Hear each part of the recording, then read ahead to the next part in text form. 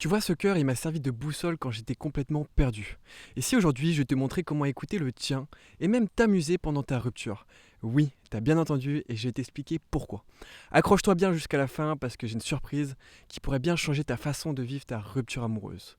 Mais tout d'abord, laisse-moi te raconter mon histoire. J'ai vécu une première rupture amoureuse qui m'a complètement écrasé. J'avais un poids énorme dans la poitrine, j'étais complètement perdu. Et pourtant, j'ai essayé plein de choses, certaines m'ont aidé, d'autres pas du tout. Mais un jour, la musique Une histoire étrange de Laylo m'a fait un déclic. Je devais écrire mon histoire. Alors j'ai écrit, plus précisément mon histoire avec elle. Nos moments heureux, nos moments douloureux, tous nos souvenirs. Avant, pendant et après la relation. Et ça m'a fait un bien fou. En fait, j'avais trouvé un endroit où je pouvais être vulnérable, sans être jugé ni dérangé. Et avec le temps, j'ai retrouvé la paix et j'ai fait mon deuil. Quelques années plus tard, j'ai vécu une seconde rupture amoureuse. Et cette fois-ci, j'ai tout enfoui. Je me suis dit que le temps guérira tout et que je vais me focus sur d'autres projets.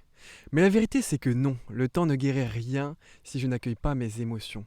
Je me suis juste retrouvé vidé, pas en colère, pas triste, juste plus heureux. Alors je me suis souvenu de ce qui m'avait aidé la première fois. Écrire. Écrire pour guérir. Mais cette fois-ci, je me suis dit, si ça m'a aidé moi, peut-être que ça peut aider quelqu'un d'autre. Viens, pour ajouter un petit peu de fun, on en crée un book, un carnet, un livre, en même temps de l'écrire.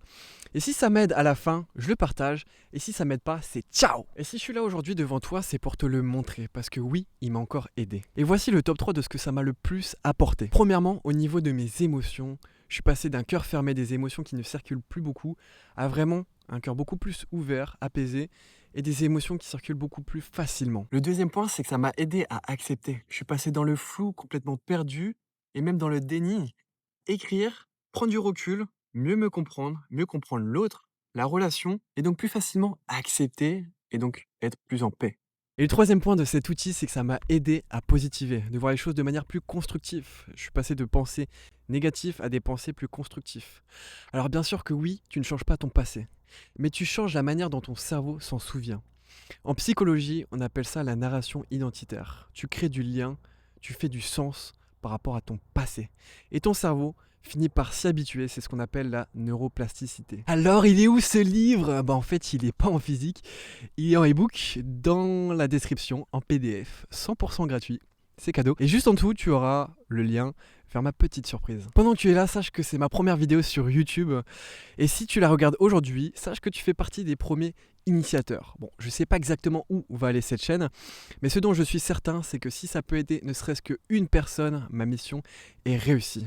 Alors si tu veux suivre l'aventure depuis le début, je t'invite à t'abonner et à mettre un petit like à côté. Alors, qu'est-ce qu'il y a dans ce carnet? Avant de te poser les questions pour écrire ton histoire, je t'accompagne à travers des intentions, des mantras, des respirations, même les valeurs qu'il te faut pour écrire les questions. On a aussi créé des images fortes qui reflètent l'un des univers que j'aime le plus. T'as pu t'en douter, la nature, la forêt, plus particulièrement les arbres.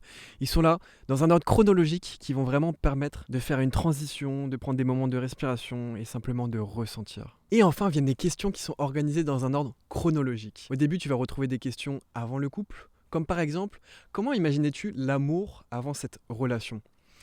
Ensuite, tu auras des questions sur pendant la relation, les moments forts, difficiles, puis la séparation, la reconstruction, jusqu'à tes projets futurs comme qu'est-ce que tu aimerais écrire dans un prochain carnet? Tout à l'heure, je t'avais dit que tu pouvais t'amuser. Et pour ce faire, dans le carnet, je t'invite à prendre des rôles, à changer d'interprétation, à voir les choses autrement.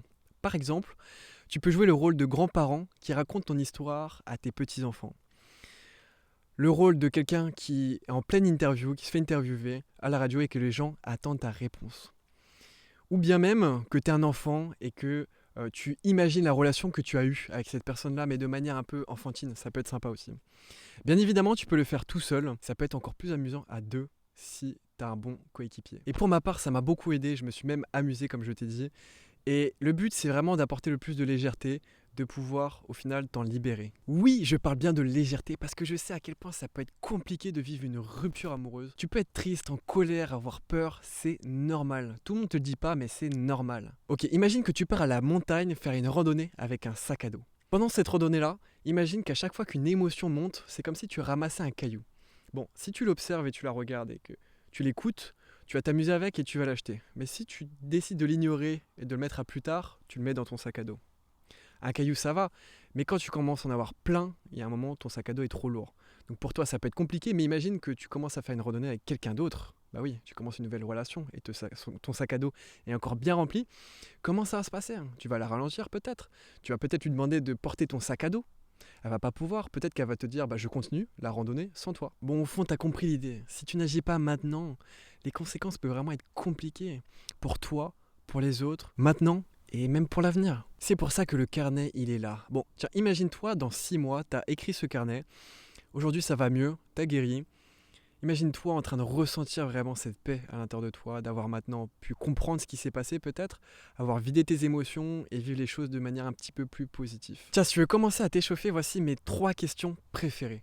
Avec cette personne-là, quel est le tout premier souvenir agréable qui te vient à l'esprit ? Qu'est-ce que tu as commencé à ne plus faire, ne plus dire ou ne plus être par peur de perdre la personne ? Quelle puissance, quelle force as-tu découvert en toi ? Et si tu veux vraiment t'échauffer, je t'invite à le dire dans les commentaires, la question la plus facile que tu as envie de répondre. Je lis tous les commentaires, même les plus farfelus. Avant de terminer, je t'avais parlé d'une surprise et la voici. J'offre 3 séances de coaching de 1 heure à 1 heure et demie sur la thématique de ton choix. Ça peut être la gestion des émotions, à rebooster ton estime de soi, c'est-à-dire ta confiance, l'image et l'amour que tu as pour toi. Ça peut être de modifier certaines croyances en toi qui te limitent comme « je ne mérite pas d'être aimé ». Ça peut être aussi sur préparer ton futur couple ou une autre thématique qui t'empêche d'avancer aujourd'hui. Ce que j'attends en retour, c'est que tu lises le livre, que tu le remplisses un maximum et que tu me fasses un feedback détaillé de ce qui t'a aidé, de ce qui a été flou, ce qui peut être amélioré. Et deuxième chose, je vais te demander de me rédiger un avis qui sera publié sur mon livre et sur mon site. Il n'y aura que ton prénom, pas ton nom de famille, ni de photo. Le lien sera juste en dessous du livre. Et pour les plus motivés, il y a aussi une dernière surprise à l'intérieur. Avant que tu fonces vers le livre, sache que ça demande un minimum d'engagement, donc vas-y à ton rythme, petit pas par petit pas. Et le plus important, mon ami, il n'y a aucune obligation, il n'y a que des occasions.